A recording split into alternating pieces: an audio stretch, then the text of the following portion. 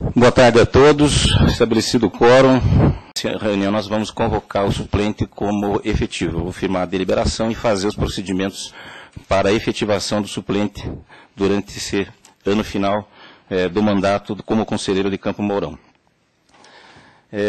Também gostaria de fazer a comunicação e aprovação por esquecimento do vice-reitor em dezembro, pela, correria, da reunião, das reuniões ordinárias previstas para 2013. São 4, já comunico que não serão só 4, mas as ordinárias que são marcadas com datas fixas e que, salvo questões de pauta, deixam de ser convocadas, para dar a periodicidade de 3 meses. A primeira se realizará no dia 27 de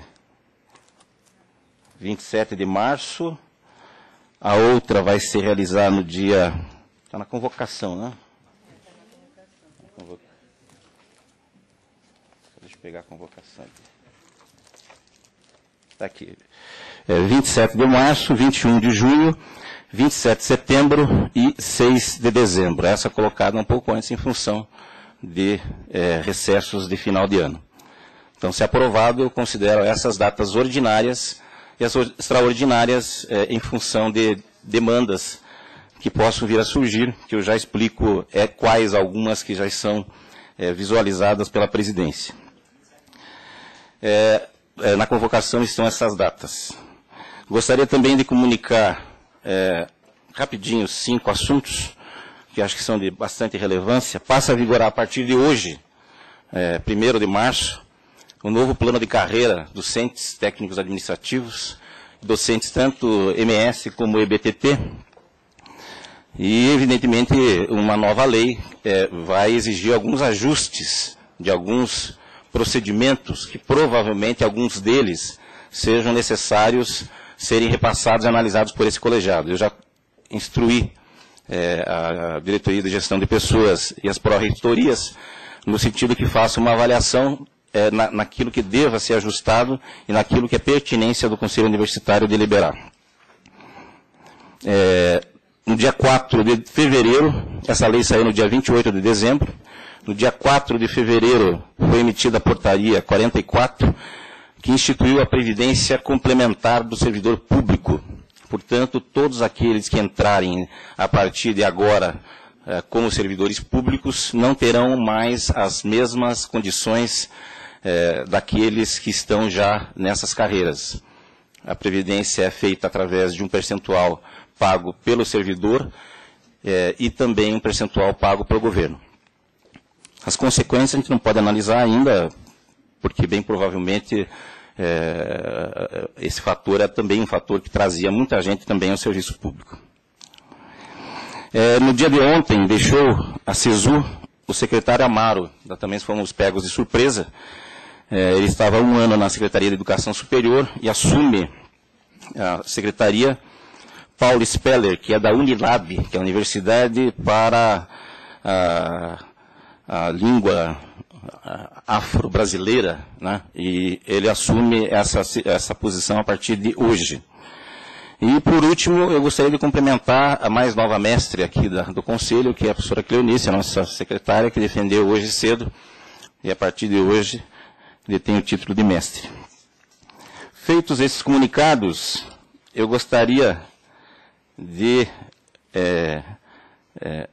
antes da aprovação das atas, até porque deve constar por regulamento do CGU e TCU, o plano de auditoria interna para 2013. Então, como nós sempre fazemos no começo do ano, na primeira reunião, o SADIC, o auditor, faz uma rápida explicação do documento, repassa aos conselheiros e precisa apenas constar em ata que ele esteve aqui no Conselho apresentando esse plano para o Conselho Universitário. Posso chamá-lo? Por favor, SADIC.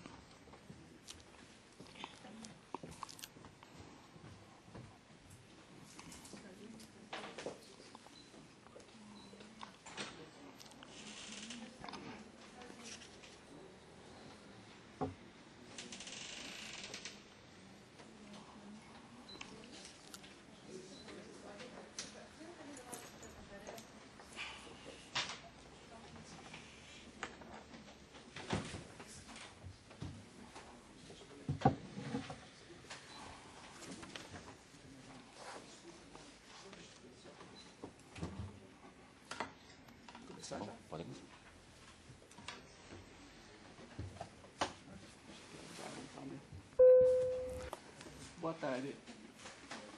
Bom, antes de comentar, então, do PAINT de 2013... Antes de iniciar, conversando sobre o PAINT de 2013, eu vou fazer alguns comentários em relação ao ano 2012. Então, como os demais setores, no ano 2012 nós tivemos algumas dificuldades, principalmente com a greve, né? Porque durante o período de greve nós não obtínhamos as informações das áreas, porque estava em greve, né? E depois da greve, daí tem aquela questão de colocar tudo em ordem, aquela pressa, aquela correria nas compras, nas licitações, que então não deu muito tempo, assim, a auditoria então ficou, de certa forma, prejudicada desde a época da greve. Mas mesmo assim foi possível fazer diversos trabalhos que até então a gente nunca tinha sido feito. Inclusive fizemos na questão de destinos de resíduos, fizemos no RAD, fizemos nos contratos de aditivos, principalmente nas planilhas, né? Fizemos também na manutenção de bens móveis e imóveis, comparativo de preços praticados pelos diversos campos e sempre como os outros anos, auditoria bem intensiva na área de recursos humanos. E o RAINT, ao final de cada exercício, a auditoria interna ela elabora o RAINT, que é um relatório de todas as atividades desenvolvidas durante o ano que passou. E ali é feito um comparativo entre o que estava previsto, que o Conselho Universitário aprovou, e o que a auditoria interna realizou. O PAINT, então, foi entregue ontem à CGU, que é o último dia, é 28 de fevereiro, era 31 de janeiro, mas foi prorrogado 28 de fevereiro, e será disponibilizado para os conselheiros nos próximos dias, inclusive no site da universidade. Então, o RAINT é um resumo com 53 páginas, mais ou menos, onde tem tudo que a auditoria fez, todas as recomendações que fez para as diversas áreas, campos e reitoria.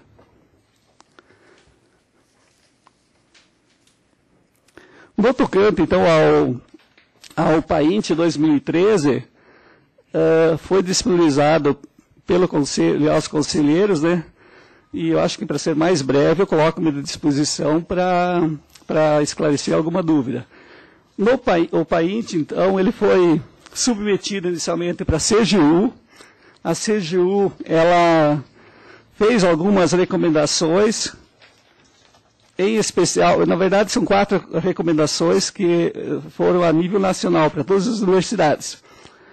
Uma avaliação, uma recomendação, então, foi a avaliação da situação das transferências para as fundações de apoio. Outra, avaliação por amostragem da regularidade dos processos licitatórios realizados, dando ênfase para as fundações de apoio. E terceiro, avaliação da gestão do uso de cartão de pagamento do governo federal. E, por último, avaliação objetiva sobre a gestão do patrimônio imobiliário de responsabilidade da UTF, classificado como bens de uso especial de propriedade da União ou locado de terceiros. Essas 4 recomendações, então, foram acatadas pela auditoria interna e já foram inseridas nesse PAINT e disponibilizadas aos conselheiros.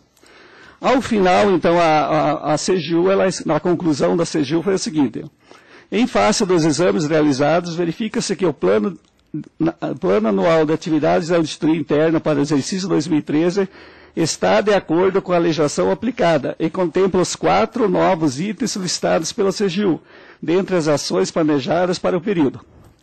Recomendou-se que a versão definitiva do PAINT 2013, aprovada pelo Conselho, será publicada na página da internet da Audinho TFPR ou da Universidade Tecnológica Federal do Paraná, a exemplo de outras unidades de auditoria interna, como forma de promover a transparência ativa nos termos da Lei 12.527, de 18/12/2011. Então, No tocante à CGU, ela já indica a aprovação, só que recomenda, só que quem decide, então, é o Conselho Universitário. Sim. Bom, então, como sempre, nessa primeira reunião, na realidade, embora já tivesse que ser encaminhado em função de data, normalmente na primeira reunião que se dá em março, nós temos o prazo do relatório de gestão quando se coloca o PAINT. Como eu convoquei essa extraordinária, o PAINT foi antecipado, foi entregue. Se alguém tem alguma questão, conselheiro Dallamole, conselheiro Nilson, Paul.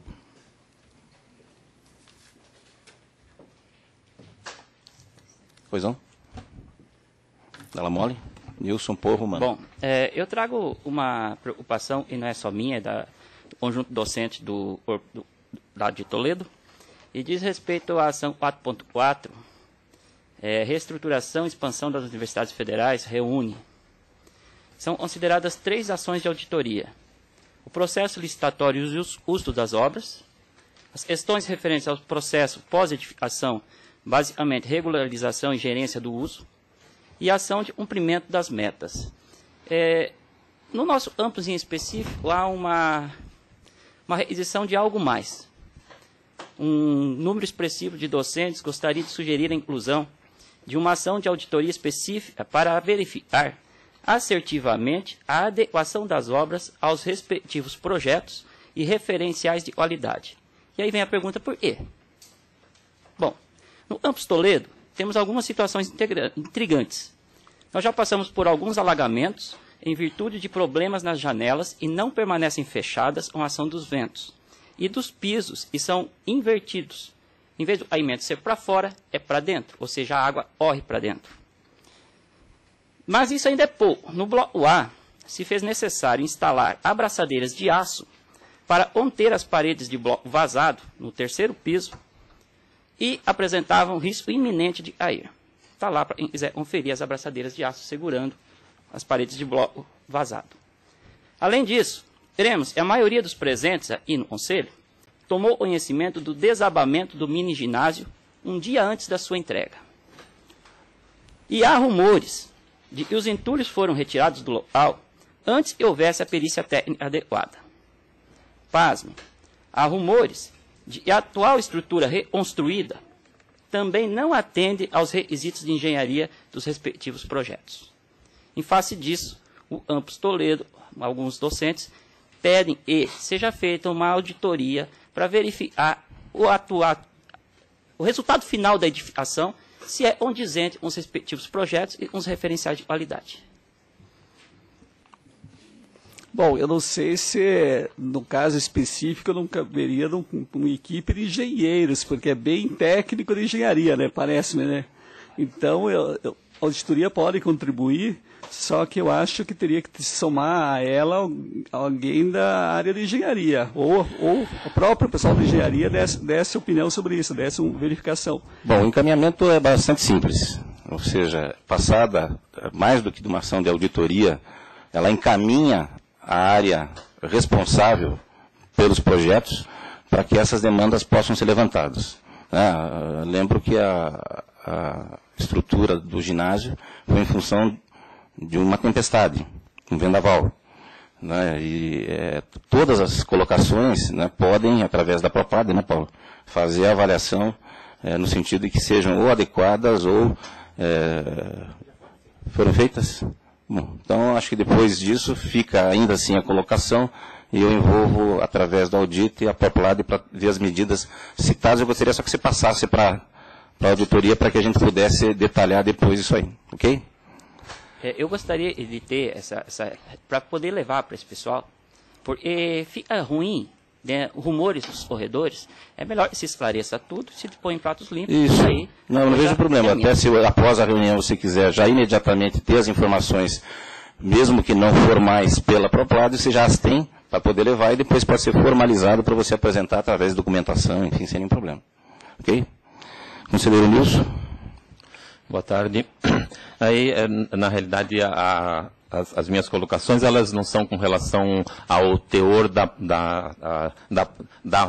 auditoria em si, que está bem detalhada, a gente consegue perceber todo o movimento e a preocupação em acompanhar o que está sendo executado na universidade. É mais com relação ao teor, ao texto, ainda mais nas condições de que vai ser disponibilizado na nossa página. Então, eu gostaria de algumas sugestões que eu vou pontuar agora, né? Para daí verificar se é possível algum encaminhamento que fique mais adequado. Ali na página 3, no parágrafo que começa com ampla abrangência no Paraná, a UTF-PR e tal, parece-me que está desatualizado, né? Porque ele diz o seguinte, né? Que boa parte deles oferta cursos técnicos de engenharia e de tecnologia. E hoje a gente tem cursos de licenciatura. E uma outra coisa que me chamou também a atenção foi o fato de que, por exemplo, no campus Curitiba ainda são oferecidos design e educação física. Por que essa seleção desses cursos quando a gente talvez esteja desatualizado o parágrafo? Ele não mexe na essência, mas dá uma ideia melhor. É isso que eu ia perguntar, conselheiro. Se não mexe na essência, e evidentemente o texto ajusta à realidade, haveria possibilidade de você detalhar todos esses itens para que se mexesse na essência alguma coisa? Não, depende do que a gente entenda por essência. Se a gente for se ater apenas ao quadro de resultados, ele não afeta o quadro de resultados, mas afeta a imagem. Não, mas tudo bem. Afeta a imagem. Eu vejo assim, a essência, como você falou, Nilson, se ela não afeta a essência, mas o quadro que vai ser colocado tem que ser um quadro real do que é a universidade.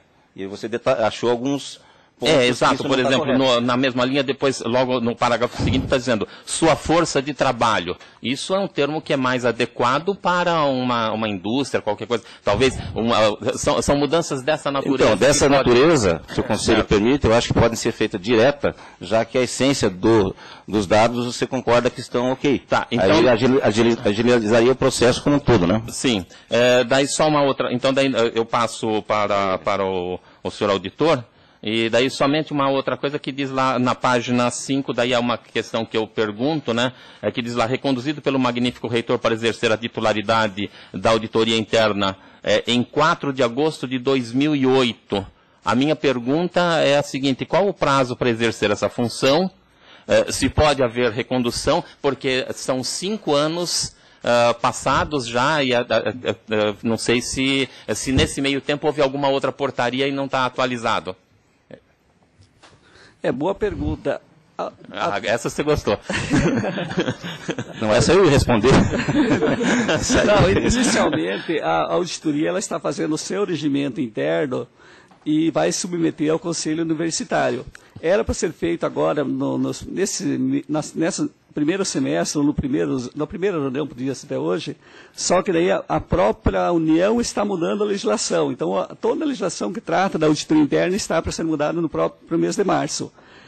Alterando isso, eu vou submeter ao reitor o nome meu, de uma outra pessoa, para ser submetido ao Conselho Universitário, para ser apreciado se concorda ou não, porque a legislação atual prevê exatamente isso. O auditor interno, o chefe da auditoria interna, tem que ser aprovado pelo Conselho. E isso deve acontecer em breve aí. Mas qual é o prazo que é previsto? Porque realmente ele não tem um prazo, são 5 anos, é isso que chamou a atenção. No primeiro semestre de 2013. O seu prazo de mandato ele é indefinido? Não tem. Primeiro tem que mandar o currículo para a CGU do Paraná, a CGU do Paraná manda para Brasília. Se é aprovado, eles pesquisam, se não tem nada, ficha limpa, digamos assim, volta para a universidade, para o reitor deve submeter ao Conselho Universitário e o Conselho Universitário aprova ou não esse nome. Certo. Então, isso está previsto no primeiro semestre de 2013. Tá bom. Outro item também eu passo lá para ele, é só uma mudança de nome, de passar de homens hora, fica uma coisa assim meio esquisita, para horas de trabalho. Conselheiro Paul? Obrigado. Na verdade, Sadia, eu gostaria de colocar uma pergunta aqui, mas é mais de caráter informativo também. com relação à ação sobre o pagamento de pessoal ativo da União, em relação ao item 4, que diz respeito à insalubridade e periculosidade, né? Então, recentemente nós tivemos uma grande discussão lá no Departamento de Eletrônica, aqui do campus Curitiba, né? De Curitiba, e houve, na verdade, há uma grande insatisfação também, e uma grande também indefinição sobre o que está sendo feito, né, a respeito da questão da insalubridade e periculosidade. Bom, por que eu estou dizendo isso? Que, na verdade, aparentemente existem professores, tanto do departamento como de outros departamentos, recebendo a insalubridade e periculosidade, e outros professores que trabalham no mesmo ambiente, mas não recebem, né? Tá? Eu não sei se cabe à auditoria verificar essa situação, porque, se não me engano, aí a auditoria se baseia nos laudos. Eu não sei se ela questiona também a qualidade dos laudos. Que eu sei, o Recursos Humanos está promovendo perícias, né? Acho que iniciou em 2 vizinhos, acho que já foi Ecoville recentemente. Então está sendo feito laudos novos para verificar se é devido ou não. Ou seja, vai ser vai ser feito todo o processo questionado lá atrás, que houve diversos problemas e tal. Então, eu não saberia informar exatamente o andamento do trabalho, mas eu sei que estão fazendo toda a perícia em todos os campos. O Paulo Adriano, eu ia responder, mas eu passo para o Paulo. Não, por favor. Não. Na realidade, isso gera um problema bastante grande, não só em Curitiba, eletrônica, mas em vários campos. Né? Ponta Grossa foi um exemplo que o campus recebeu um auditor uma data, ele, segundo, isso no ano passado, uma situação que ele não entrou na sala, enfim, tivemos que fazer outro. Tínhamos a dificuldade que antes quem fazia para nós era a Universidade Federal do Paraná, que deixou de fazer, pelos problemas internos que até, porque você tem que ter um engenheiro de segurança, tem que ter uma série de profissionais para poder fazer essa perícia, fazer essa comissão. Então, desde o ano passado, já a Diretoria de Recursos Humanos foi orientada no sentido de que pudesse estar fazendo todas as questões que pudessem ajustar possíveis erros ou falhas que o processo pudesse detectar. E a dificuldade maior, por incrível que pareça, é você achar o grupo da comissão para poder estar executando a situação. A posição que eu tenho dos Recursos Humanos é que essa ação está sendo feita. Podemos até na próxima reunião, que agora é março mesmo, eu trazer aí o detalhamento de como esse processo se dará em todos os campos, né? E aí o Paulo pode me dar uma orientação mais...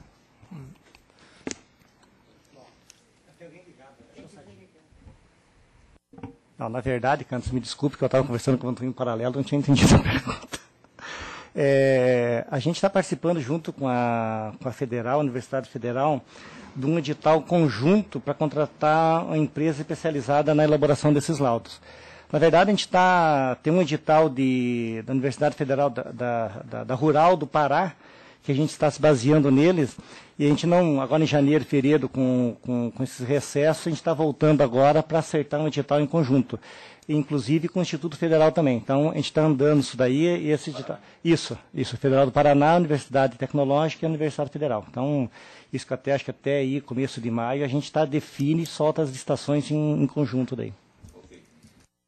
Complementando, só uma pergunta, em relação, quer dizer, isso vai ser feito para toda a universidade, esse toda. edital, quer dizer, todos vão passar por esse processo ali. Isso. Okay. E a questão que foi levantada também, nós percebemos que existe apenas um engenheiro ou uma engenheira de segurança aqui para a universidade.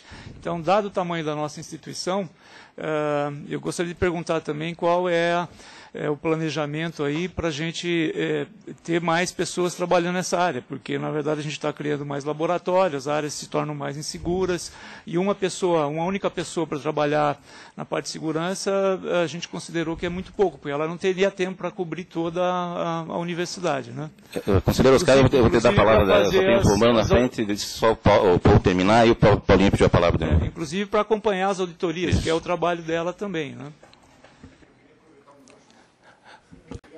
O professor Romano cede daí a vez para o Oscar? Ok.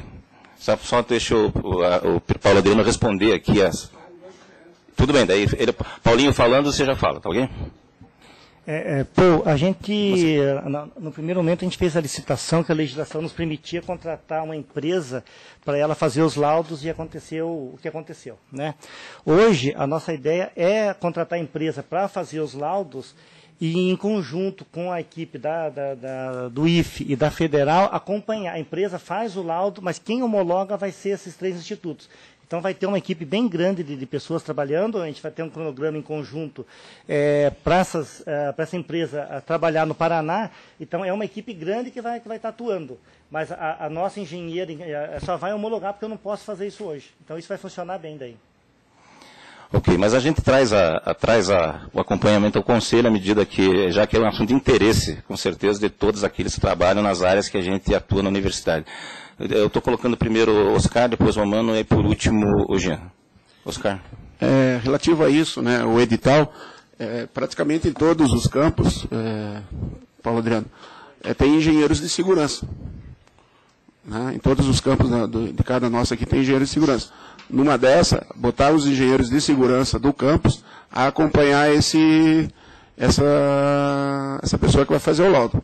Porque quando o senhor citou Ponta Grossa, né, essa pessoa que foi avaliar nós lá, nós estávamos em 3, 4 engenheiros acompanhando, o cara mediu, estava 92 decibéis. E se você pegar o laudo dele, ele botou 80. Quando ele apresentou o laudo final, né? Ou seja, mas na hora estava em 92. Então tem que botar os engenheiros nossos acompanhando também. O edital prevê, numa dessa, uma possibilidade de algum engenheiro do campus acompanhar. Ok. Conselheiro Romano. Boa tarde a todos. Ao mesmo tempo, Sadi, que eu parabenizo você por tua atividade, pelos resultados que você nos coloca, eu faço uma solicitação aí à reitoria e à própria auditoria interna, de que nós possamos dar mais visibilidade e participação da comunidade nas atividades da auditoria interna, que são extremamente importantes.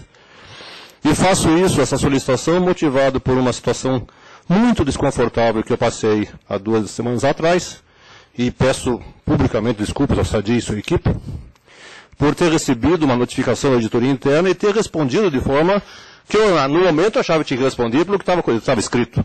Sem, depois, na conversa com o Sadi e sua equipe, vi a importância que tinha aquele tema para toda a comunidade, não só o que estava colocado.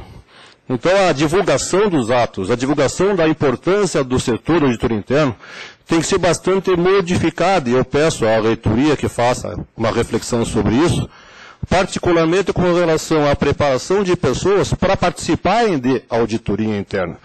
Que a auditoria interna seja enxergado pela comunidade como um momento de reflexão e aprendizado das ações para a universidade. E não apenas, como está sendo colocado anualmente, um momento em que nós aqui no Conselho Universitário recebemos um documento chamado Plano Anual da Auditoria Interna a ser aprovado por nós, assinado uma ata e encaminhado a quem deve ser encaminhado. Mas que ao longo do ano nós todos percebamos a atuação da auditoria interna e possamos ser colaboradores das ações da auditoria interna da UTF-PR. Mas, para isso, o setor da auditoria interna precisa ganhar maior autoridade que hoje, infelizmente, lhe é tolhida. Obrigado. Só um instantinho. Professor Romano, realmente é nosso desejo também trabalhar mais próximo da comunidade, seja dos docentes e discentes. Então, é um desejo nosso também. Só fechando com o Jean, eu passo a última. Diga, Jean. Em breve nós vamos ter, como bem falado pelo nosso presidente, o relatório de gestão anual. Isso. E reiteradamente eu tenho solicitado que nos indicadores de gestão apareçam, então, esses indicadores para o sistema, o TFPR, como é feito, mas que também seja calculado para cada campus, né, para a gente saber na gestão aqueles que estão, vamos dizer assim, com uma defasagem ou excelentes condições de trabalho. Em 2012 foi feito uma auditoria sobre o RAD, né, o relatório de atividade docente, e isso já deu um panorama da realidade, mas em alguns momentos, por especificidade de alguns campos, talvez aquelas informações elas não sejam tão, vamos dizer assim, precisas. Eu gostaria de saber se é o caso de aplicar uma auditoria também sobre as condições de trabalho, da força de trabalho dos técnicos administrativos, que acaba afetando bastante as atividades docentes também. Bom, no tocante aos indicadores por campus, o Paulo vai falar daqui um pouco, porque no ano passado o Conselho pediu isso. No tocante aos administrativos, servidores administrativos, dá para fazer um trabalho assim, nesse sentido, sim. E, se for desejo do Conselho, a gente insere isso no plano. Ok. Paulo, para encerrar? Ok. Antes de elogiar, Sadim, a gente tem dois momentos dos indicadores. Um é que foi solicitado com um comparativo da universidade com as demais universidades. Ele está pronto, né, esse vai vir tranquilo para o Conselho nessa próxima reunião. Entre campos, uma grande dificuldade que a gente tem, alguns indicadores são muito fáceis de ser levantado, é complexo, mas não é tão difícil de ser levantado, é o que envolve folha de pagamento, que ela é unificada na universidade. Então, isso para a gente é extremamente complicado. Então, talvez para essa próxima reunião, eu não traga os indicadores relativos da folha de pagamento, que a gente está tendo uma dificuldade muito grande, a gente está desenvolvendo um sistema para que isso faça automatizado, mas está muito complicado. A gente tem quebrado bastante a cabeça. Mas o comparativo entre as universidades e os indicadores administrativos, isso aí a gente vai trazer, já. Talvez a Pró-Reitoria mais afetada pelas atividades da auditoria interna seja a da Pró-Reitoria de Planejamento e Administração. O SADI, a equipe inteira faz um trabalho de correção de rota para a gente. A gente, por mais que a gente possa até, de repente, dizer que ele está enchendo o nosso saco ou pegando no nosso pé, o trabalho que a equipe inteira faz é maravilhoso. Então, a Pró-Reitoria como um todo, e as GIPLADES também, a grande maioria estão aqui, é de agradecimento a esse trabalho que toda a equipe da Audim faz, que é uma grande correção de rota que faz para a gente, e ao final nossas prestações de contas estão todas aprovadas graças ao pré-trabalho que a equipe toda faz. Então, Sadi, muito obrigado e obrigado mesmo. Para encerrar, o Sadi. Paulo, obrigado. Em relação ao RAINT, que vai ser disponibilizado para todos os conselheiros e pela comunidade no site, nós também fizemos um resumo de todas as pendências do ano. Então, tem diversas recomendações nos relatórios. Essas recomendações são colocadas num quadro e agora, durante todo o ano, serão, fazer reunião de busca conjunta de soluções. Nós vamos discutir isso, da possibilidade de implantar, quando vai ser implantado, para que as pendências sejam atendidas, ou pelo menos que tenham fortes razões para que sejam desconsideradas. Obrigado. Ok, agradecendo o Sadi, eu coloco...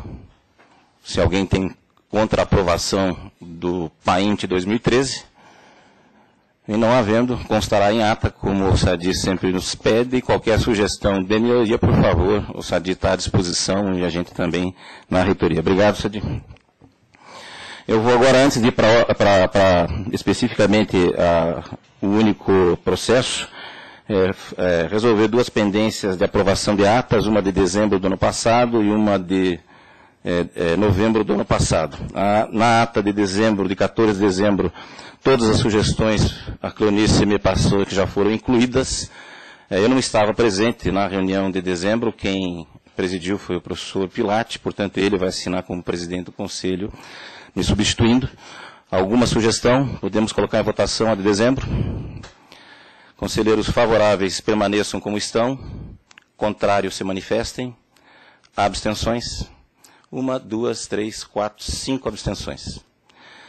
E a ata de novembro, do dia 27 de novembro, que gerou até pedi para a Cleonice distribuir uma consulta à Procuradoria Jurídica, que colocou a questão que foi, acho que questionada pelo conselheiro Romano, e nesse parecer coloca que a ata está correta, ou seja, é assim que se interpreta a questão da maioria simples que foi questionada. Eu não sei se tem alguma dúvida.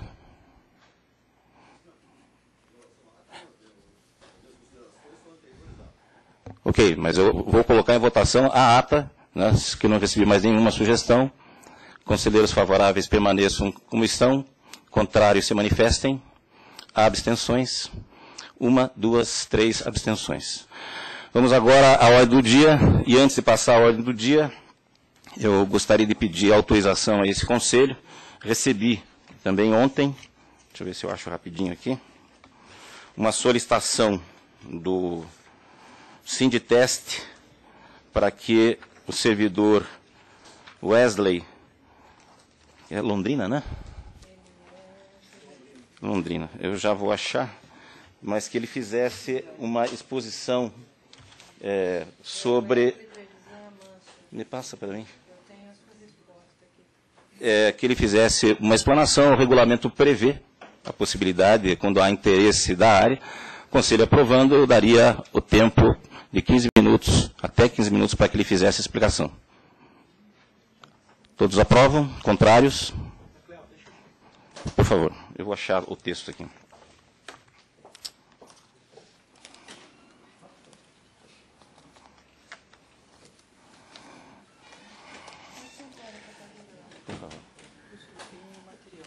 Depois pode distribuir. Isso. Bom, eu pediria só ao servidor Wesley que se restringisse especificamente àquilo que foi solicitado pelo coordenador Elton, até porque foi um acordo que foi feito durante a greve, na questão da elegibilidade e critérios a serem exigidos para a candidatura de servidor TAI para o cargo de diretor-geral do campus na UTFPR. Como eu disse, o Conselho aprovou, eu te dou os 15 minutos regulamentares. Ok? Bom, primeiro, boa tarde a todos. Como o professor já anunciou, sou Wesley, assistente social do campus Londrina, e estou representando a seção sindical nesse tema em específico. Está sendo entregue para vocês, a título de esclarecimento, nesses dois documentos que vai pautar a minha apresentação. Um, no formato de slide, ele é mais sucinto, né? E o outro ele traz de forma mais detalhada a fundamentação. Mas um e outro têm o mesmo tema, que é o da elegibilidade técnico-administrativa em educação. Tá? Especificamente, dos critérios a serem exigidos sobre a elegibilidade para a candidatura de servidor técnico-administrativo no cargo de diretor-geral de campus na UTFPR. Bom, primeiras considerações iniciais. Considerando a necessidade de avançar o processo de democratização na UTFPR, considerando o premente movimento empregado pela valorização dos servidores tais, até então compelidos a uma participação de segunda ordem nos espaços institucionais decisórios, e por consequência de envolvimento no processo de modernização da gestão da UTFPR, considerando a inexistência em diplomas legais e em documentos institucionais da UTFPR de restrição à elegibilidade TAI para o cargo de diretor-geral de campus na UTFPR, mas, pelo contrário, demonstrando ser pacífico e plena possibilidade de exercer. Fundamentos: Constituição da República Federativa do Brasil, 88, Lei de Diretriz e Base da Educação, lei que dispõe sobre a transformação do Cefet-PR em Universidade Tecnológica Federal do Paraná, Lei 11.091, que dispõe sobre a estruturação do plano de carreira dos cargos técnico-administrativos na Educação Federal. Fundamentos ainda. Lei 11.892, institui a Rede Federal de Educação Profissional Científica e Tecnológica. Estatuto da UTFPR, Projeto Político-Pedagógico Institucional, Regimento Geral da UTFPR, Regimento dos Campos da UTFPR, Regulamento das Eleições para a Escolha dos Representantes Titulares e respectivos suplentes no Conselho Universitário da UTFPR, quadriênio 2010-2013, Regulamento das Eleições para a Escolha dos Diretores Gerais dos Campos da UTFPR 2008 e o 2013, que provavelmente vai ser apreciado por vocês aqui. Ainda nos fundamentos, posicionamento da Procuradoria Federal da UTFPR. Em consulta à Procuradoria Jurídica da UTFPR, o órgão apresentou o seguinte parecer sobre o tema. Cabe informar que os únicos cargos de direção que possuem requisitos são o de reitor e de vice-reitor. Para os demais cargos, cabe à universidade, no uso da sua autonomia, a livre escolha ou imposição de requisitos. Esse parecer em especial está no documento mais extenso aí que foi entregue para vocês, mais detalhado no anexo 1º. Posicionamento da reitoria. Todavia, em encontros com a reitoria, a mesma apresenta uma interpretação particular dada ao parágrafo 1º do artigo 149 do Regimento Geral da UTF-PR, entendendo que a candidatura e, se eleito, posterior exercício do cargo de diretor-geral de campus, só é permitido aos servidores que detêm privativamente o regime de trabalho de dedicação exclusiva, limitando na prática o exercício do cargo aos professores e impedindo os tais. Bom, nesse sentido é interessante e importante trazer o que diz esses artigos, né, onde faz a representação da eleição de diretor. Regimento Geral da UTF-PR, artigo 148, anterior ao que eles se utilizam desse argumento. Os campos da UTF-PR terão diretores gerais que serão escolhidos pelos servidores e discentes em processo democrático de conformidade com o regulamento das eleições aprovado pelo Conselho Universitário. Artigo 149. O diretor é a autoridade superior do campus, competindo-lhe a supervisão dos programas de ensino, pesquisa e extensão e gestão das atividades administrativas, dentro dos limites estatutários e regimentais e delegação do reitor. Parágrafo 1º do artigo 149, ao qual a gente vai trazer agora uma discussão sobre ele. O mandato do diretor-geral de campus deverá ser exercido em regime de dedicação exclusiva e será de 4 anos, sendo permitida uma reeleição para o período imediato. Frente a essa leitura, trago o posicionamento, então, da SINUTF-PR. Observando o artigo 149, parágrafo 1º do Regimento Geral da UTF-PR, ao dispor que o mandato de diretor-geral de campus deverá ser exercido em regime de dedicação exclusiva e será de 4 anos, sendo permitida uma reeleição para o período imediato, é nítido que se refere ao regime de trabalho após a tomada de posse pelo servidor, candidato eleito, e não antes. Resguardando, neste caso, que o servidor, ocupante de cargo de diretor-geral, não poderá acumular com outro cargo, ou seja, em seu mandato deverá se dedicar exclusivamente àquela função, salvo disposições legais em contrário. Posicionamento da SINUTF ainda. Conforme observado pela assessoria jurídica do SINDITESP-PR e SINUTF-PR, o servidor técnico administrativo em educação tem o direito de candidatar-se ao cargo de diretor-geral de campus, uma vez que a lei o permite, não podendo o Regimento Geral da UTF-PR infringir o texto legal. Além disso, o regime geral da UTF-PR não exclui o servidor técnico-administrativo do pleito, artigo 148 e 149, mas estabelece que, se eleito, esse deverá exercer as suas atribuições em regime de dedicação exclusiva. Continua ainda. Ora, se o exercício do cargo de diretor-geral de campus fosse privativo de quem ocupa o cargo efetivo que exija dedicação exclusiva, os professores com regime de 20 horas aula ou 40 horas aula, sem DE, não poderiam se candidatar. Condições estas que não foram impeditivas para concorrer e posteriormente exercer o cargo de diretor-geral de campus nos pleitos anteriores. Posicionamento da SINUTF ainda. Nesse sentido, o entendimento é que, independente do regime de trabalho dos candidatos, para se eleger ao cargo de diretor-geral, sejam técnico-administrativos ou professores, uma vez que o artigo 149, parágrafo 1º do Regimento Geral da UTF-PR, vincula o exercício do cargo em regime de dedicação exclusiva que o candidato, após ser eleito, indicado ou empossado, passará a exercer tal como determinado pela legislação para os cargos de direção. Critérios exigidos para a candidatura. Considerando a legalidade, legitimidade e moralidade da elegibilidade de técnico administrativo, entendemos que os critérios que deverão ser exigidos para os tais que possam se candidatar ao cargo de diretor-geral de campo sejam os mesmos adotados para a candidatura, titular e respectivos suplentes, ao Conselho Universitário da UTF-PR, quais sejam, forem portadores de diploma de graduação, pertencerem ao quadro efetivo de pessoal da UTF-PR, tiverem sido aprovados no estágio probatório até a data da realização das eleições, estiverem em efetivo exercício no dia da eleição e não sejam membros da comissão eleitoral ou subcomissões. Considerações finais. Frente às considerações e relato apresentados, entendemos que a elegibilidade de servidor técnico administrativo em educação para o cargo de diretor-geral de campus na UTF-PR, de acordo com os critérios defendidos para a sua candidatura já para o pleito de 2013 e subsequentes, possibilitará estabelecer a gestão participativa e democrática na UTF-PR, inserindo de forma direta a comunidade universitária no desempenho do trabalho desenvolvido em cada um dos campos. Ampliar uma salutar concorrência, de modo que em nada deprecia o processo de consulta à comunidade universitária. Pelo contrário, enriquece ainda mais o debate sobre as vertentes de gestão colegiada e participativa nos campos.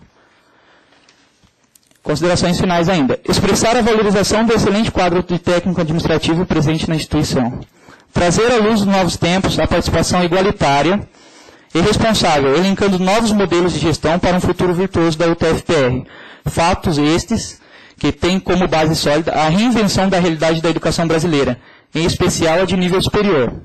Nesse sentido, torna-se imprescindível a não marginalização deste debate pelos conselheiros universitários e que haja verdadeiramente uma expressão de representação democrática de cada segmento, resguardando em suas decisões o que é melhor para a comunidade universitária e, em consequência, para a sociedade. Considerações finais. Aos que se limitam à interpretação gramatical das leis e documentos normativos, ressalta-se que a Lei da Introdução às Normas de Direito Brasileiro, Decreto-Lei 4.657 de 1942, determina que, artigo 5º, na aplicação da lei, o juiz atenderá aos fins sociais a que a lei se dirige e à exigência do bem comum. Assim, a pergunta que fica é se, no entendimento dos conselheiros universitários, a elegibilidade técnico-administrativo para o cargo de diretor-geral de campus, na UTFPR, afronta o atendimento dos interesses sociais e do bem comum, dispostas nas competências do diretor-geral, artigo 6 do Regimento Geral dos Campos da UTFPR, de tal modo que justifique a sua não aceitação. Por fim, ressalto que, no documento mais extensivo e detalhado, traz toda a discriminação da legislação nacional e nada é impeditivo, pelo contrário. A lei que trata da criação da Rede Federal de Educação até menciona a possibilidade de técnico ser diretor de campus das instituições, né? Cabe aqui agora a esse Conselho Universitário apreciar a solicitação e analisar efetivamente o parágrafo 1º do artigo 149 do nosso Regimento Geral e ver se efetivamente condiz a interpretação que aquela dedicação exclusiva não seria após a tomada de posse, como os diretores, a exemplo de área que tem sua CD e faz a dedicação exclusiva quando técnico administrativo, ou mesmo pró-reitores, técnicos administrativos, se não é essa a incumbência, ou se ela está limitada à dedicação exclusiva do regime privativo dos docentes. A nossa interpretação é que não, é que é uma visão mais ampliada, e que isso cabe a um princípio democrático que nós estamos trazendo para vocês aqui hoje. Bom, a fundamentação já foi entregue, né, para vocês de antecedência, espero que tenham analisado, né, e a nossa apreensiva foi tirada em assembleia por maioria absoluta, quase que absoluta dos técnicos administrativos nessa incidência. Por fim, obrigado. Eu agradeço a presença, então, foi distribuído a todos, né, e na sequência, tão logo esse retiro, nós fazemos a ordem do dia, que é o processo justamente que trata desse assunto, que é o regulamento das eleições dos campos da UTFPR, prevista no regimento como deflagrado através da aprovação do regulamento por esse colegiado. Então, passo para perguntar ao conselheiro Éden se está pronto para o relato do processo. Eu perdi o número do processo, mas se o relator Éden está em condições do relato, por favor.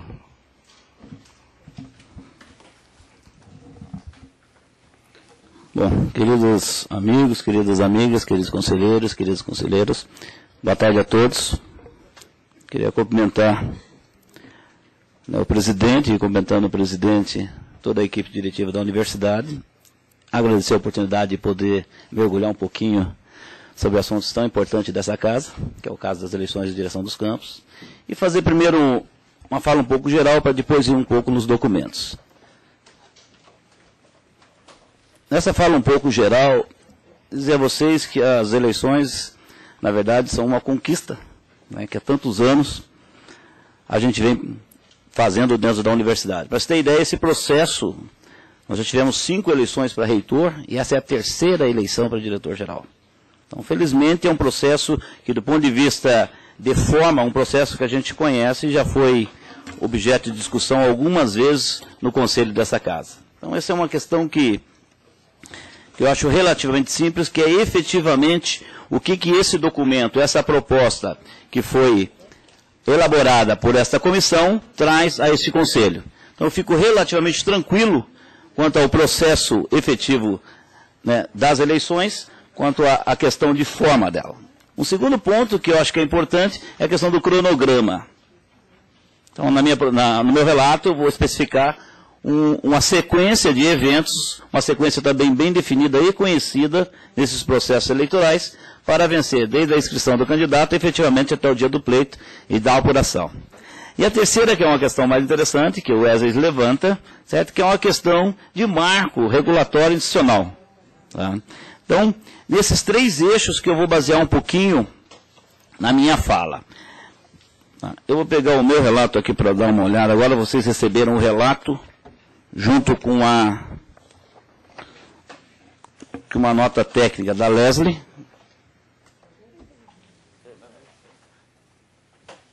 Só um pouquinho. Aqui. Então, 22ª, agora eu estou no relato, 22ª reunião ordinária, 1º de março de 2013. Processo 01-2013, Conselho Universitário da Universidade Tecnológica Federal do Paraná. Todos receberam? Só um segundo, Eden, está Ok. concluindo aqui. Quando chegar em mim, você pode falar.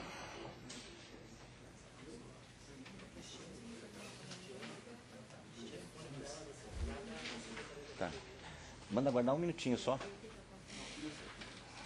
Cristiane, deixa a Cleonice ter um telefone para você ali fora. Me peça, não tem.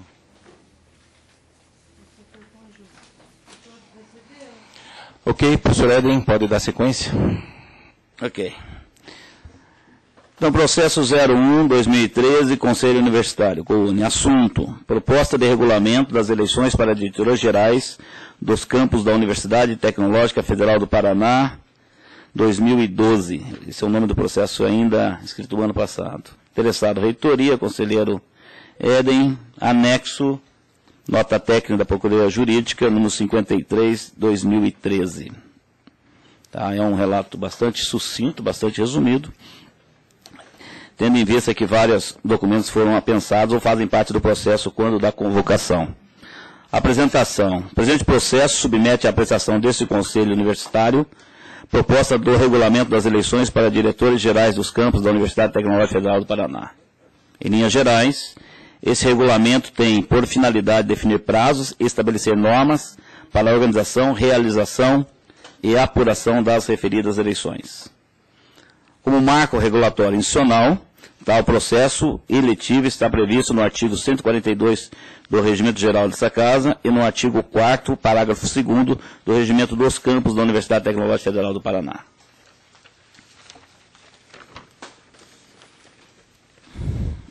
Didaticamente, esse relato está organizado em 3 partes, compreendendo: síntese histórica do processo, tendo como base o registro cronológico dos principais eventos, análise e considerações de forma e cronograma, análise e proposições considerando nota técnica 53/2013, que está em anexo aí ao processo.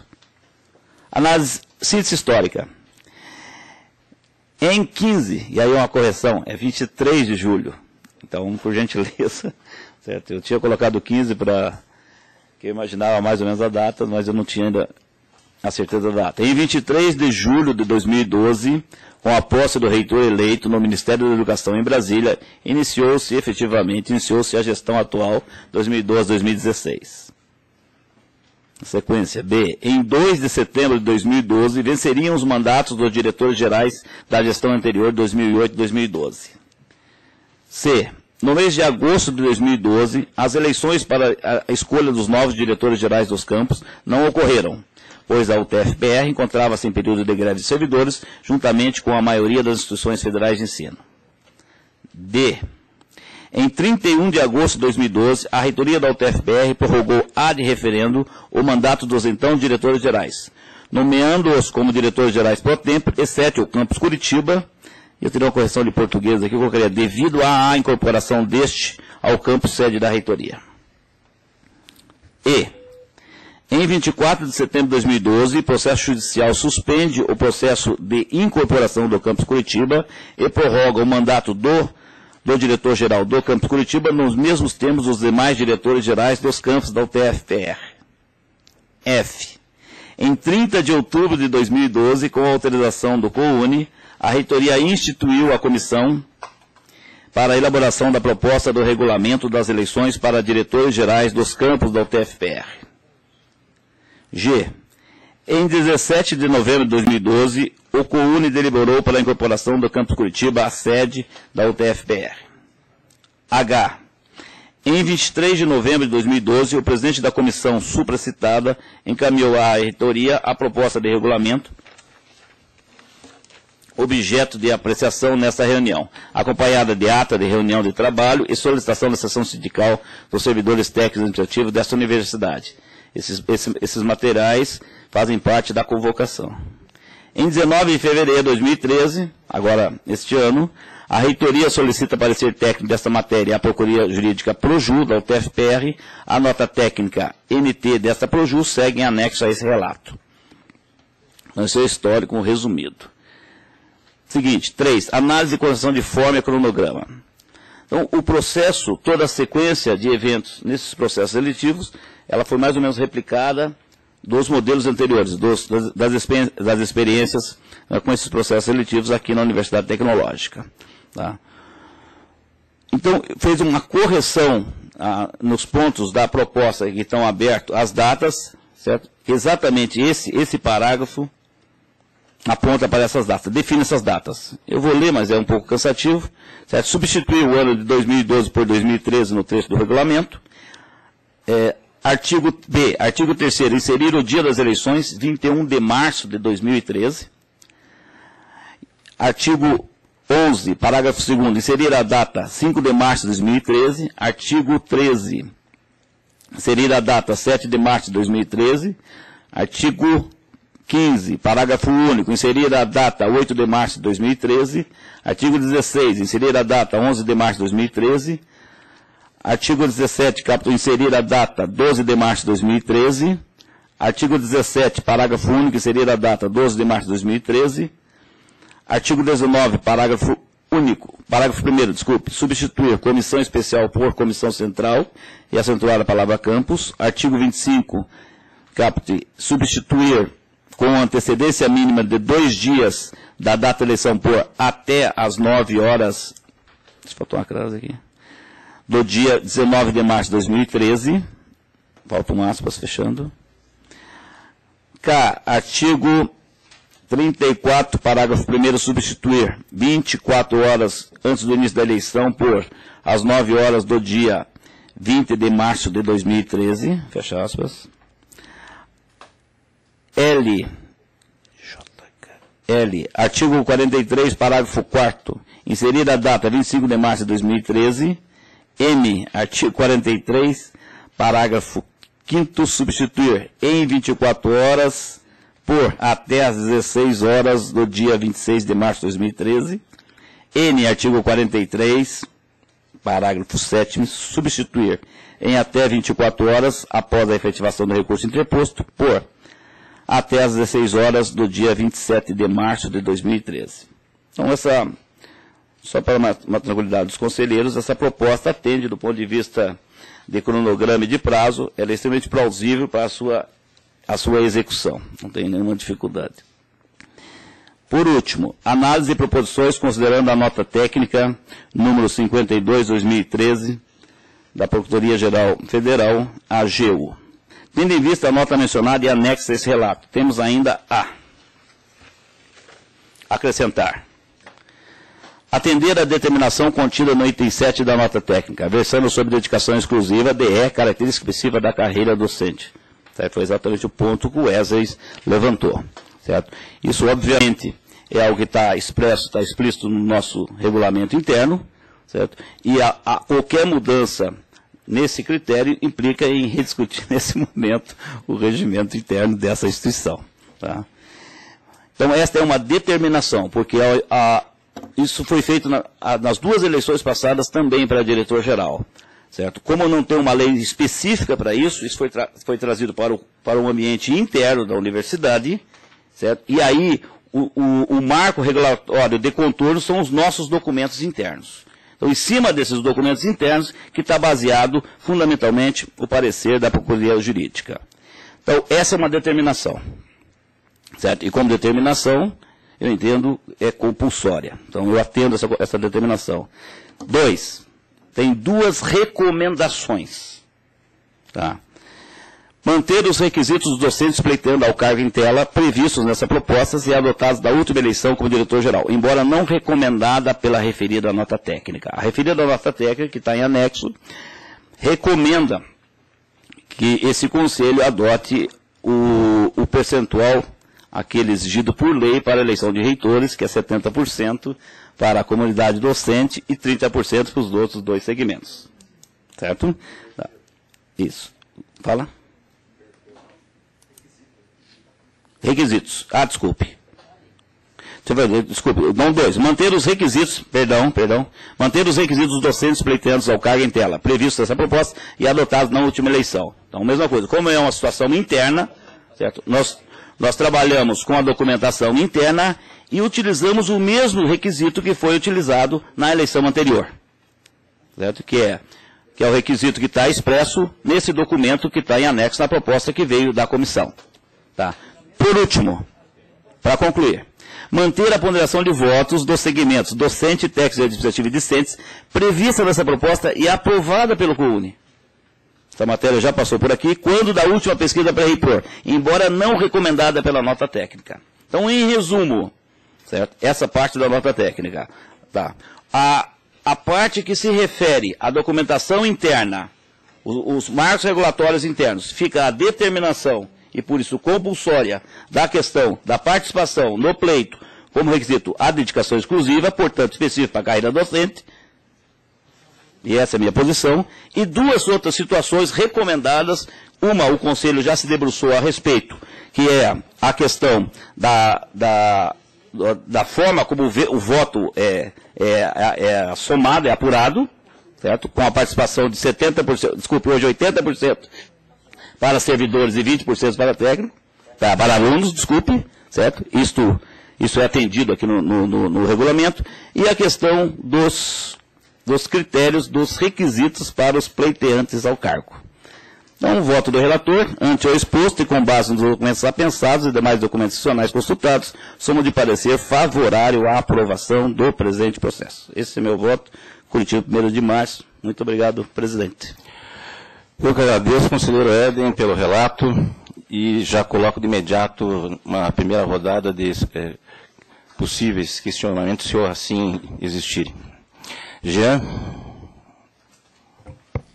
Eu tenho uma consideração, deixa eu abrir aqui na questão da matrícula do aluno, da matrícula de aluno ou de servidor, que já foi praticado assim, deixa eu só localizar aqui, para a eleição de reitor, mas eu não considero um critério muito justo a questão de valer a matrícula mais antiga, quando um servidor já foi aluno e passa a ser servidor, ele tem a validade do voto dele dentro do segmento de discente. Eu diria que, se for essa a interpretação, que fosse lhe dado o direito de optar pelo voto que teria mais peso. Conselheiro Éden? Não. Onde que está isso? Eu já vou localizar, Sérgio.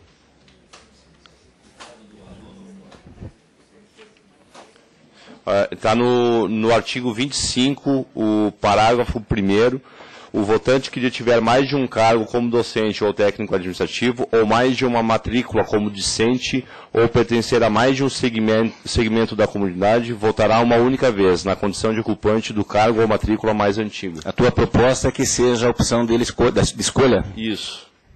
Conselheiro Éden?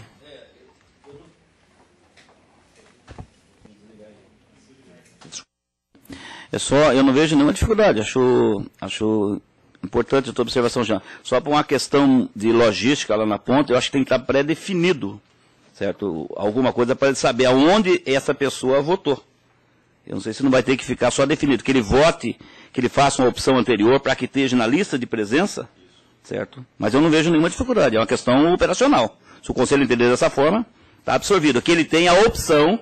Que ele tenha a opção de escolha, da qual que ele julgue que ele está presente e tem mais peso. É isso já? É isso. Ok, acata? Acato. E Conselheiro Romano. Operacional.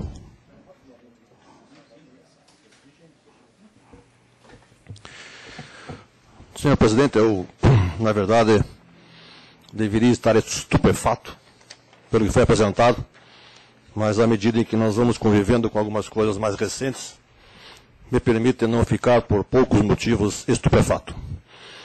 O fato é que é inaceitável numa universidade, onde devemos mostrar aos nossos estudantes, educar os nossos estudantes, trazer os nossos estudantes novamente para a vida pública, o exercício da democracia no ambiente da universidade. Eu tenho que ler um relato, e aí nesse ponto eu parabenizo o conselheiro Éden pelo esforço que deve ter feito para fazer esse movimento de alteração desse documento, pronto desde 2012. As datas definem isso. E que eu peço duas coisas, senhor conselheiro Éden. Que me faça o favor de mostrar aonde que está a autorização do CUUNE, datada de 30 de outubro, que institui a comissão para a elaboração da proposta do regulamento das eleições para diretores gerais do campus da UTF-PR. Eu posso estar ficando com uma idade mais avançada, mas não estou esquecido. Não autorizei ninguém a abrir a comissão, e se abrisse a comissão, teria que ser membros dentro da universidade desse conselho. Um segundo ponto. As eleições para diretores gerais são momentos em que nós devemos fazer com que todos da comunidade acadêmica participem desse momento. Participem no sentido de levar as ideias da comunidade e trazer da comunidade as ideias para o debate público. E o que foi colocado de cronograma é feito para impedir que isso ocorra. Então eu peço, mais uma vez encarecidamente, a esse Conselho, que reflita para o fato de que a eleição geral não é o momento que deva passar correndo e pronto resolvemos. Mas sim que nós, enquanto conselheiros, devemos permitir e induzir a sociedade, a comunidade da UTF-PR a fazer desse momento um ato de reflexão para que nós cresçamos e tenhamos efetivamente os diretores gerais como nossos representantes. Eu não posso dizer que até o dia 7 eu faça esse levantamento de ideias e institua uma candidatura. Obrigado. Conselheiro Éden. Bom, conselheiro, não foi nenhum esforço, foi meu trabalho, só isso, conselheiro. Não tem nenhuma dificuldade de fazer isso. E a minha história preza porque eu tenho feito para essa casa. Então não fique tão chateado, não foi nenhum esforço, isso é a primeira coisa. Segundo, eu não estava pronto, eu não faço parte disso, tá? Não estava pronto. Eu peguei esse regulamento, peguei as datas possíveis e fiz. Se não é as datas que você acha adequadas, é um direito teu, Romano. Mas falando bem sério você, por gentileza, não faça essa análise prévia. Quanto à autorização, eu acato, Romano, eu não tenho, eu achei que tinha essa autorização. Então, pode ser que realmente eu tenha cometido um equívoco aqui. Eu posso esclarecer, na reunião de outubro, o conselheiro Fernando, ao final da reunião, solicitou que fosse feita a autorização. Eu passei a palavra, queria designar a comissão, porque entendia que o prazo, até por vontade das discussões de setembro, deveria ser feito. Depois, com todo o processo, evidentemente não fez a eleição, e o processo foi até esse momento. Isso consta na ata, se eu não me engano, da reunião. E eu até entendo que isso é algo que faz parte só da que vida. Um detalhe, essa autorização de comissão é passada ao reitor, justamente porque o que deflagra o processo das eleições é o regulamento que tem que ser aprovado aqui. Uma parte. Eu já, por diversas vezes, solicitei que, se há um debate nesse colegiado, peço ao senhor presidente que não defenda ideias, mas sim que presida o debate. Obrigado.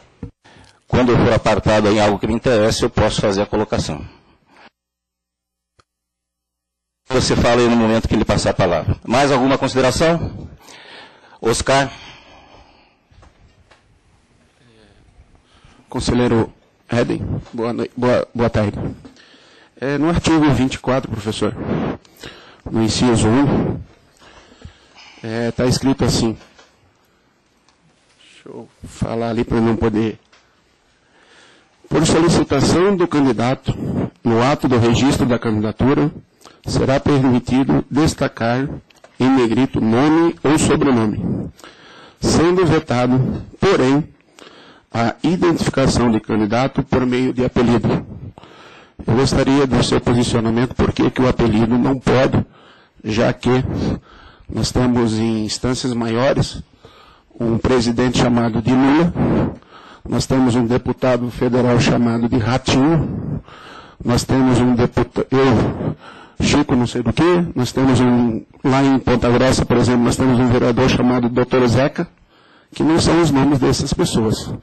Então eu gostaria de saber por que o apelido, já que algumas pessoas têm apelidos carinhosos, por que eles não podem colocar o apelido deles e são conhecidos na instituição pelo apelido? Eu gostaria de saber o porquê dessa decisão e solicito que seja mantido o apelido. Obrigado, senhor.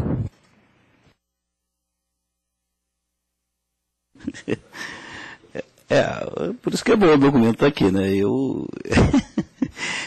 A questão já que você falou do Lula, acho que o Lula está incorporado no nome dele, é só uma curiosidade, mas acho que hoje faz parte dele. Tá. E a questão do Ratinho, eu não sei, juro por Deus que eu não sei, cara.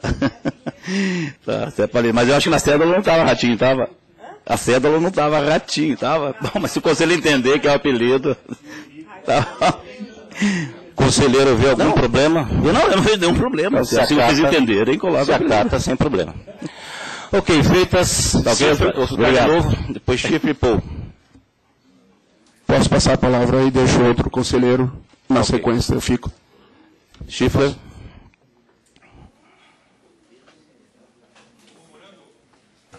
Corroborando com algumas questões já levantadas, existem algumas incoerências aqui, conselheiro Éden, no seu cronograma, porque, na verdade, a votação no Conselho Universitário, polêmica, né, que determinou a extinção do campus Curitiba, ela foi no dia 27 de novembro.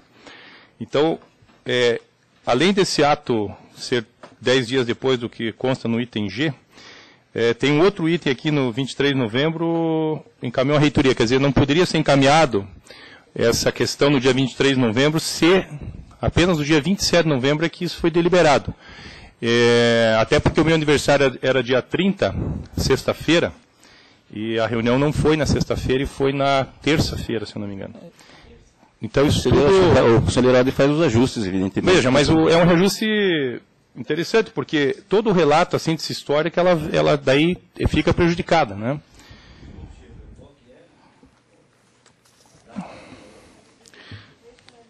Não é 17 de novembro, é 27 de novembro, que foi a primeira... 27 de novembro. E aí como que há um ato no dia 23 de novembro do presidente da comissão se a extinção só ocorreu dia 27. Então há uma incoerência nesse cronograma que precisa ser verificada, né? Porque não condiz com a realidade, na verdade. Isso é grave, porque há uma história toda aí, né? Inclusive... que marca essa universidade, então isso precisa ser feito de forma correta. Então, solicito ao conselheiro que verifique, só para ajustar.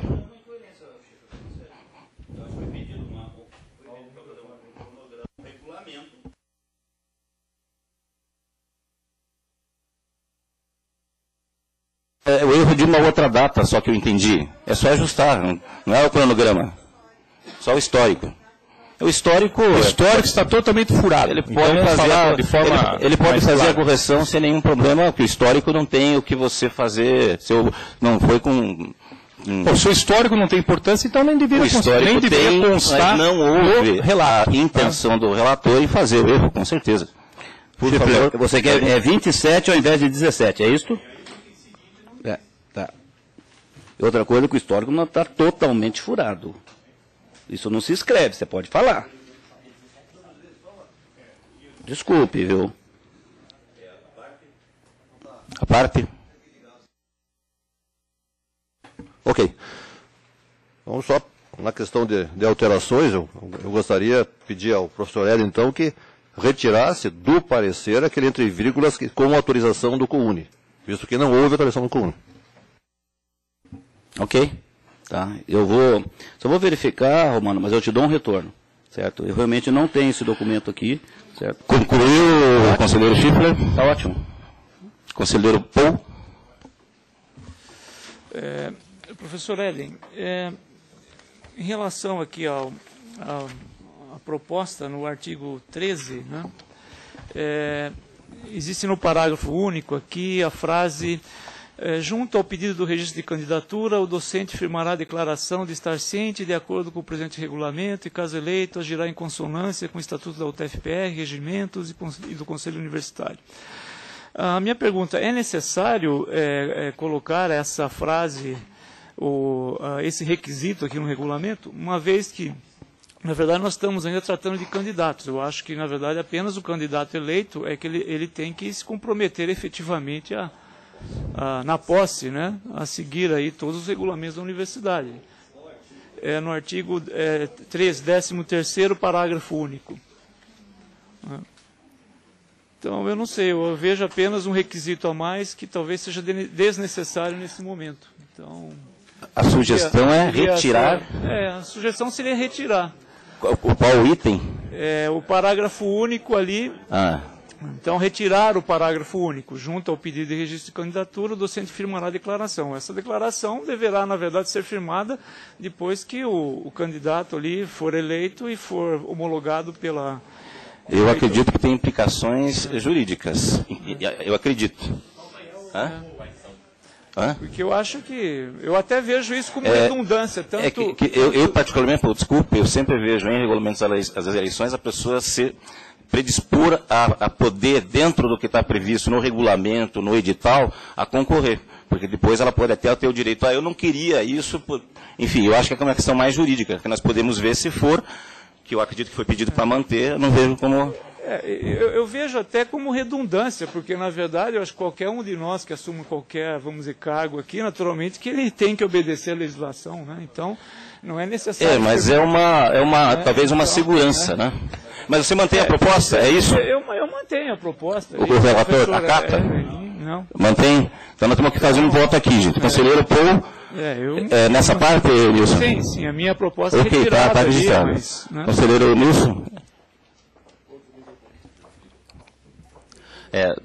A sua proposta é excluir totalmente o parágrafo único.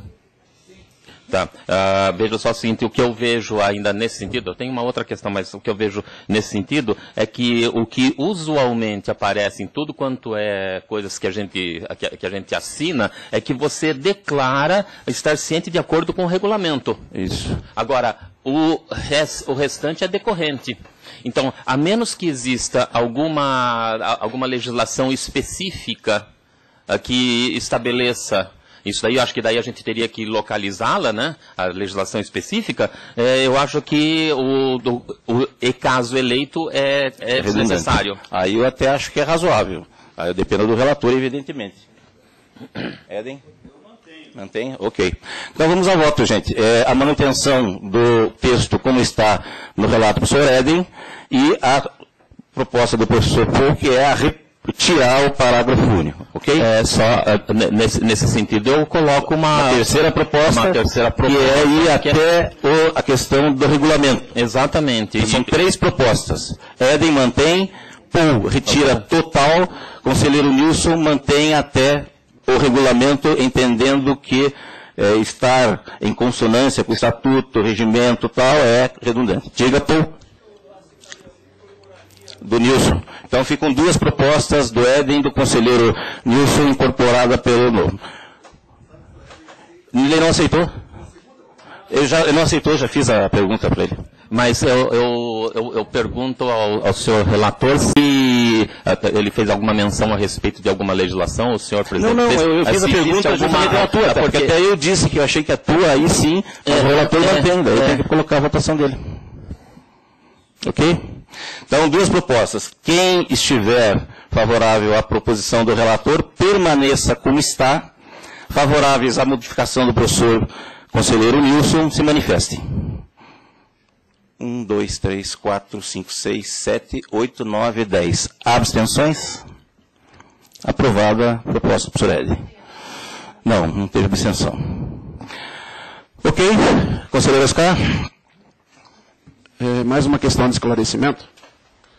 Na seção 3, artigo 17, artigo 19, por favor. Desculpa, professora Clarice. Eu gostaria de entender, artigo 19, professor.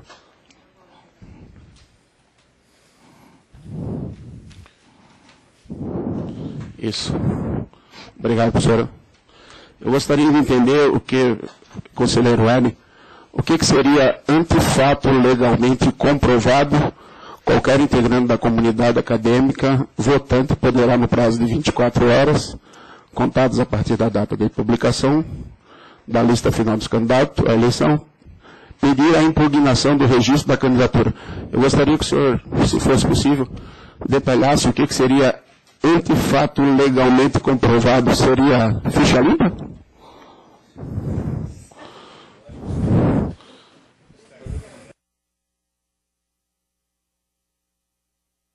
Aí. Oscar. Bom, na verdade, eu acho que a pergunta é bem ampla. Eu não sei te dizer quais são todos os fatos que podem ser amplamente comprovados legalmente. Eu acho que precisaria de um apoio jurídico, certo? Mas eu acho que tem algumas situações, como não atender os requisitos, ou não atender os níveis de carreira, ou alguma coisa que efetivamente coloca em dúvida ou coloca em risco que aquela pessoa não está apta para pleitear o cargo. Agora, o que está dizendo que é um fato legalmente comprovado. Nós podemos chamar a Leslie, que é alguma pessoa jurídica, para dar um suporte a isso aí. Tá? Eu não teria nenhuma dificuldade em escutar alguém da área. E aceitaria, né, qualquer contribuição nesse sentido que pudesse deixar o conselheiro tem alguma proposta em relação à modificação? Não, é que esse antefato legalmente comprovado é uma palavra muito ampla. E aí, por exemplo, eu vou dar um exemplo. Um processo administrativo é um fato legalmente comprovado? Pode fazer com que um candidato não se candidate? Não sei. Um processo no Ministério Público é um fato legalmente comprovado? Pode fazer com que a pessoa não se candidate? Pessoal, então é esse problema. Desculpa, professor, mas é esse problema que eu não entendo, né? O fato legalmente comprovado fica algo muito amplo, e quem que vai julgar esse fato legalmente comprovado? Entendeu? É só isso, né? Meu questionamento.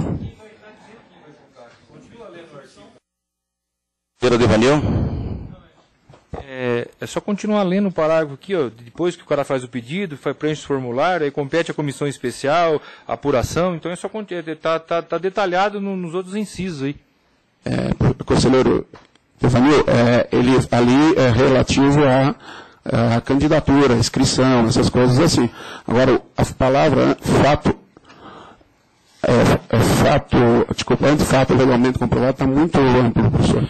Eu fico com medo desse antefato legalmente comprovado. É uma solicitação jurídica. Nós podemos solicitar ao conselheiro relator, já que é apenas um ajuste, não há nenhum problema, porque juridicamente é onde vai ser analisado isso.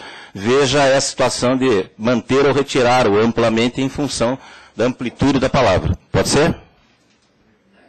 Ok? Eu gostaria de esse fato amplamente legalmente. A tua proposta é retirar. Eu gostaria que eu retirasse aquilo ali. Conselheiro Edencar, se eu fizer a sugestão de eu e você buscar junto um apoio jurídico e com a autorização desse conselho, a gente faz da melhor forma que você quiser. Ok? Vocês concordam com isso? Tudo bem, Oscar? Tranquilo. Então, por favor, Eden e Oscar, antes da publicação, por favor, vejam esse ajuste. Feitas as considerações, vou colocar em votação. Opa, conselheiro Nilson, mais um, aí fazemos a votação.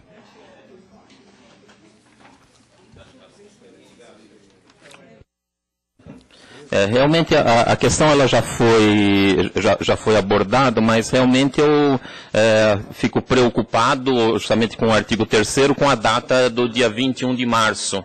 Veja que nós estamos aqui deliberando para que a eleição ocorra daqui 20 dias.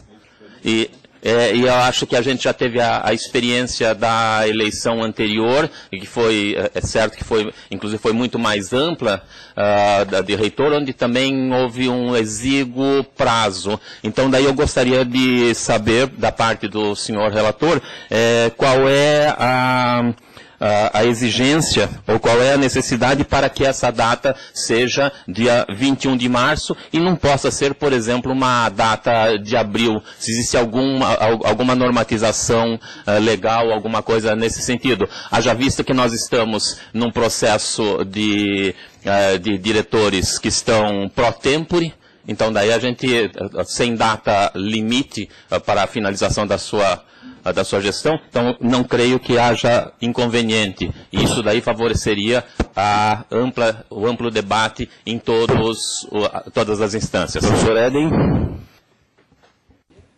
Olha, é lógico que nós sabemos que não tem nenhuma legislação que define data de eleição interna, né, considerando que é o Conselho tem autonomia para definir essa data. O que eu acredito é que é um processo, certo, que já está bem amadurecido, até por conta que ele está extemporâneo, a previsão é que, pelo histórico, é que se ocorresse em agosto ou setembro, certo? O que eu acho esse prazo desses primeiros 21 dias de março, na minha opinião, é extremamente execuível. Não vejo nenhuma dificuldade de se fazer um processo em que tenha todas as inscrições, certo? Num campus, é uma eleição de campus, uma eleição contida, não é uma eleição que implica em girar, em trabalhar todos os campos. Eu acho um prazo, na minha opinião, extremamente execuível e razoável. O relator mantém a data. O relator mantém a data. Mantém a data, sem dúvida. O conselheiro Nilson quer propor alguma data? Eu estou pegando aqui a minha agenda. Porque realmente eu estou achando muito próximo isso daí. Então, por favor, talvez pelo menos mais uma semana. Uma semana seria 28 de março. 28 de março, que a gente teria um mês completo para poder fazer todo... Temos duas propostas, uma proposta 21 de março do relator... 28 é quinta-feira santa, então é isso que é... Então daí, por exemplo, na terça-feira, dia 2 de abril... 2 de abril. Vamos ficar no dia 1º de abril, que daí Conselheiros, é justificado. Duas propostas justificadas já amplamente, 21 de março, 2 de abril. Para votar, conselheiros favoráveis à proposta do relator, pois não...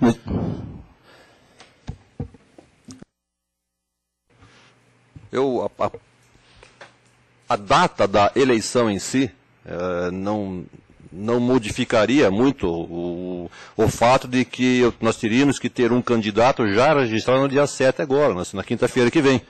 Então, o que eu tenho, a proposta é que a gente faça, se a eleição for para o dia 2 de abril, que as datas sejam modificadas correspondentemente a esse novo calendário. Aconteceria naturalmente. Se for alterada para lá, tudo passa a ter maior. Ok?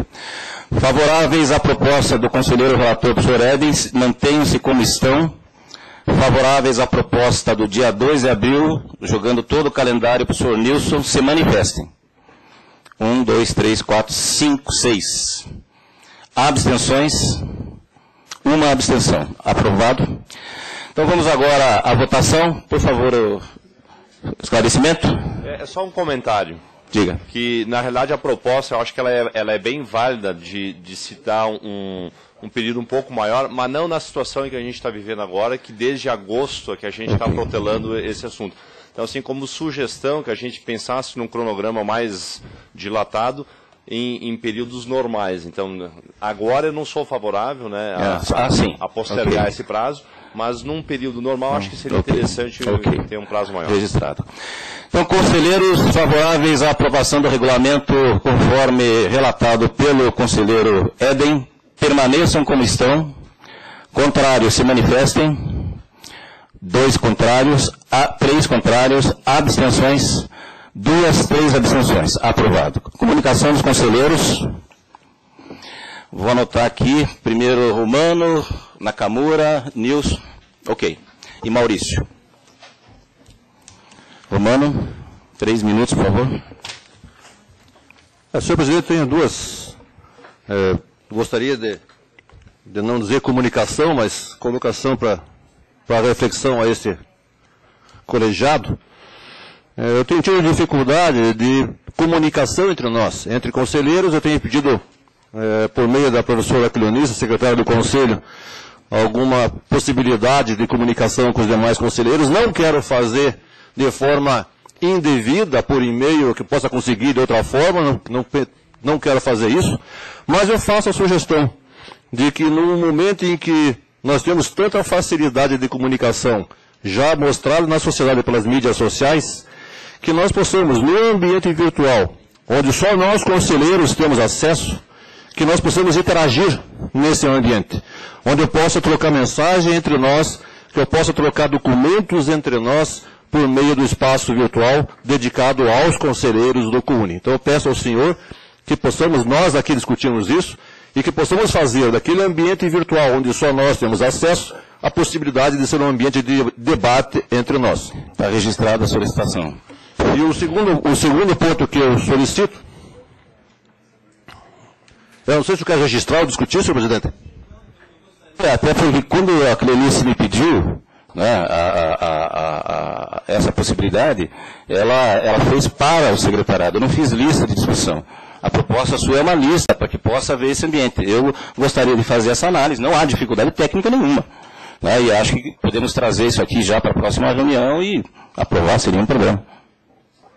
E a segunda solicitação que eu faço, e aí é bastante delicada, séria e legal, é que eu reitero, já solicitei isso em reuniões anteriores, a minha solicitação sobre a necessidade que nós temos de obediência ao regulamento do CUNE e do TFPR. E o regulamento do CUNE e do TFPR expressa em seu artigo 5º a intenção da legislação de privilegiar a autoridade do CUNE como órgão deliberativo máximo da universidade. Se nós pegarmos o regulamento do CUNE, e aí eu peço ao professor Cleonice, se puder ter mais facilidade de ler o regulamento, se tiver na sua disposição, ou então eu acho aqui nos meus alfarrábios.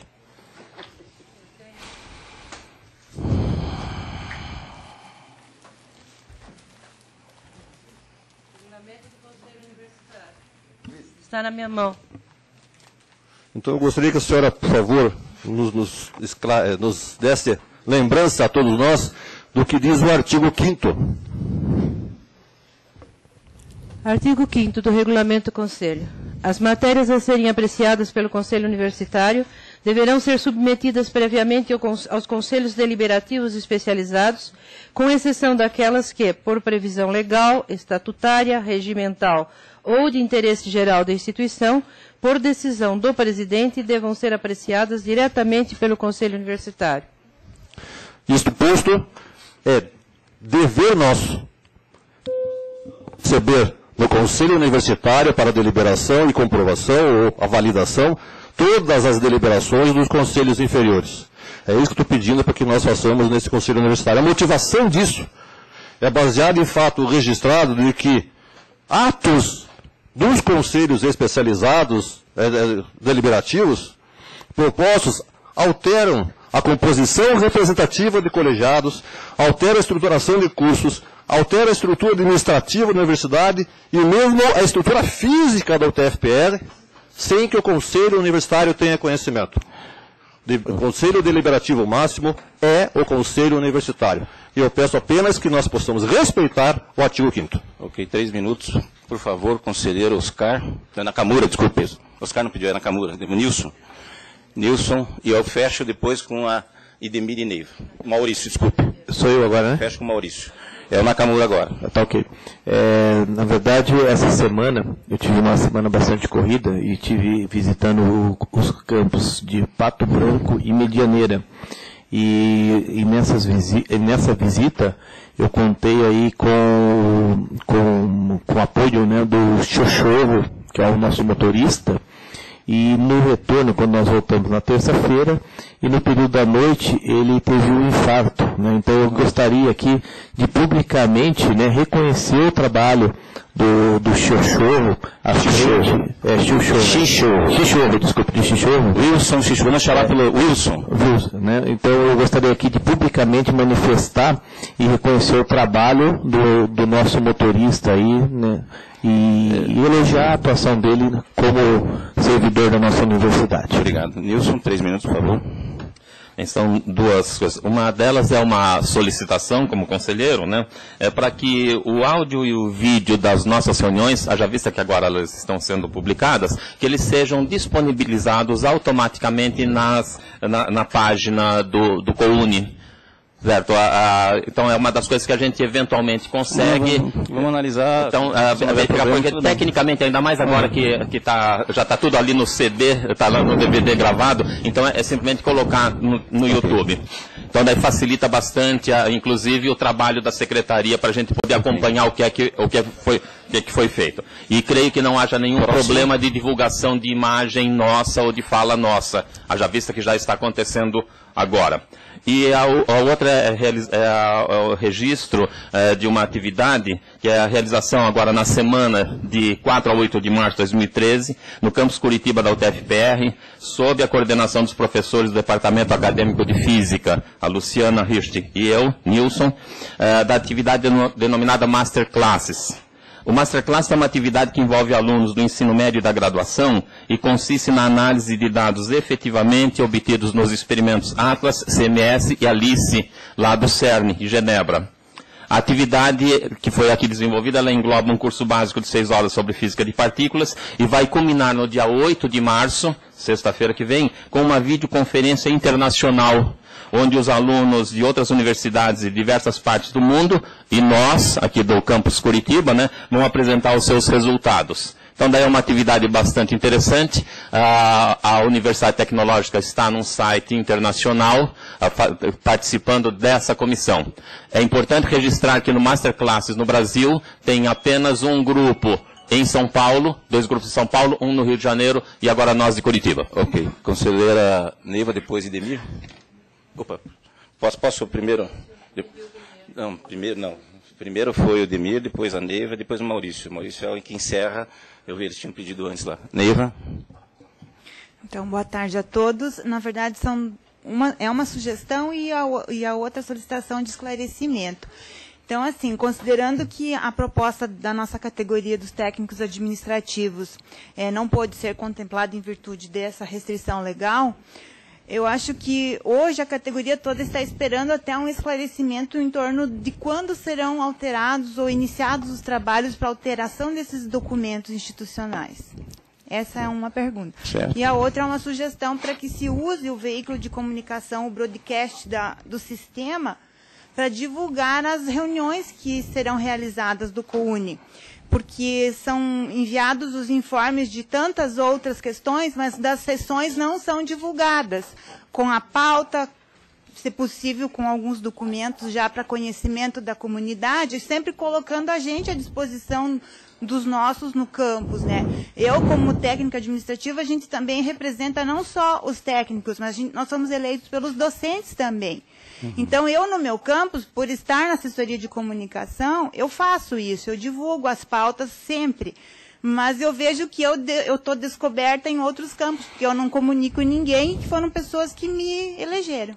Ok, eu vou prover isso com a comunicação, e quanto à discussão dos documentos, já é um assunto que já tínhamos dito que nós vamos fazer esse trabalho o mais rápido possível, até em função de um debate maior dessa questão, né, que evidentemente é um direito que pode ser pedido e cabe a esse colegiado fazer a discussão quando da discussão desse documento. Eu espero poder estabelecer um cronograma mais breve possível para poder implementar. Já houve solicitação de outros conselheiros nesse sentido e, evidentemente, a ideia é demandar o mais rápido possível essa colocação. Eu tenho um problema de agenda, claro, evidentemente. Tem algumas pautas legais que eu tenho que colocar por prazo, né, mas mesmo assim eu acho que um trabalho com comissão anterior isso é possível fazer.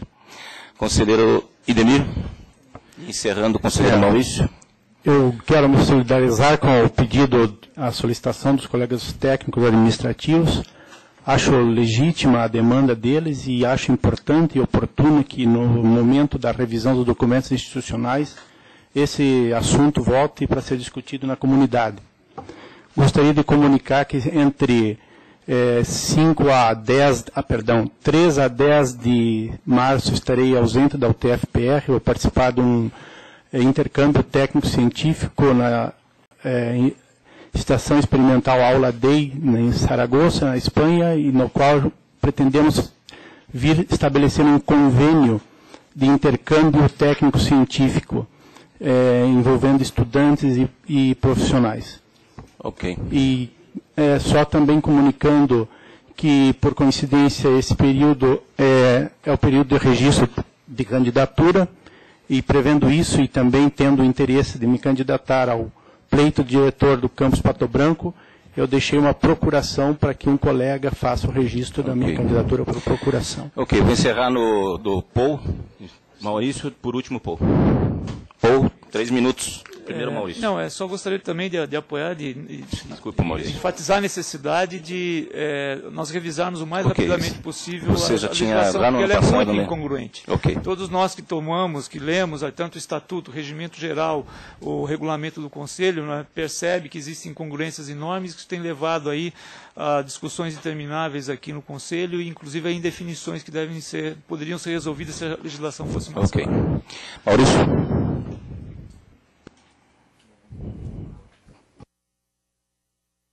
Ok. Bom, nenhuma reivindicação, nenhuma reclamação. Felizmente também existem coisas boas, né? Para confirmar que houve um acréscimo considerável das bolsas permanentes dos nossos estudantes do ano passado para esse. E graças ao fato de estarmos no SISU integralmente, né, nós somos uma das universidades que mais recebe das universidades públicas esse recurso do PENAES. Então existe uma diferença muito grande entre as universidades que estão no SISU e que não estão. Então, por conta disso, do ano passado para esse, nós aumentamos praticamente mais 1.000 bolsas para os nossos estudantes carentes. Então, estamos hoje já com 3.207 bolsistas, que a seleção começa a ser feita a partir da semana que vem. Ok, obrigado a todos. Bom retorno aos conselheiros que não são de Curitiba.